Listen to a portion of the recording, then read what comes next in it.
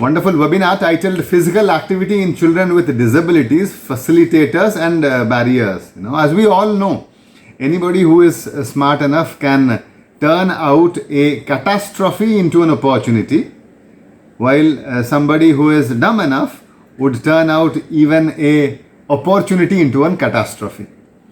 So with this particular tagline, let's start. We have children, we have adults also who are, of course, restricted indoors because this year is the year for survival. But being indoors, we cannot trade in with our health. Health means a state of complete physical, mental and spiritual well-being, and not merely the absence of any disease. So when we say mental, physical, then these two are no more separable.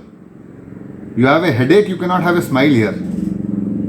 So you cannot be happy if you have a physical issue.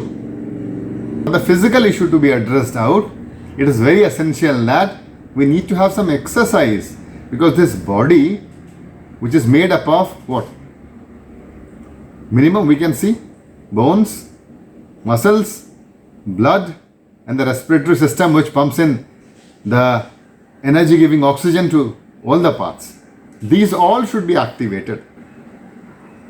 So physically, to remain fit, we need to have at least our muscles to be okay, our bones to be okay, our heart to beat out appropriately so that it can carry out the blood with the required nourishments to the muscles and bring back the waste products from there. As well as we need to have the bones to be perfectly okay. As well as we need to have the respiratory system coordinate out with the cardiovascular system. Simple example, for example, my office is at the 3rd floor. I walk the stairs up. But if I reach my office and I keep gasping for breath unnecessarily, and if I have my heart continuously beating out, then naturally I cannot settle down for an activity. So it is very essential that my heart knows how efficiently to beat, my lungs knows how efficiently to breathe in without gasping for the breath, my bones can take up the adequate amount of weight which I put upon them. Everything put together with my muscles would be making up the physical health of my body. These are put to risk if physical activities are not done. Especially when there are children, forget about children, life has become sedentary even for adults. So maybe children, maybe adults. If we do not do adequate amount of exercises which will ensure the range of movement of my joints,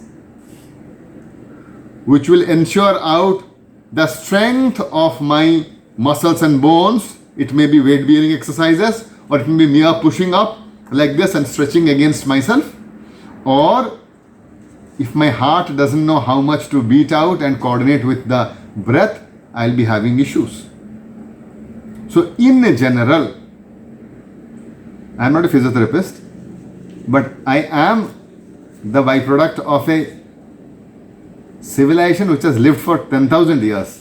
So we must have done something okay with our body. So the basic philosophy which this nation follows up has all these exercises build up in its daily routine. If we are doing a bit of Surya Namaskar, where we are doing the range of motion activities properly, this, bending out throughout the range of motion, all the joints being stretched out and stimulated to the right amount of proportions required out. The same is being coordinated out with breath. So there will be clear-cut instructions. So we have the cardiovascular stuff also being taken care. And we use our own body weight put against our own joints so that the strengthening exercises also happen. So all the classical yogic exercises, they are not exercises, the classical yogic asanas, may it be Surya Namaskar, may it be any pranayam, always takes care of these three: range of motion, strengthening exercises, and cardiovascular exercises. We have physiotherapists who can specifically deliver out these exercises, calibrated depending upon who the person is out there, especially when there is a person with disability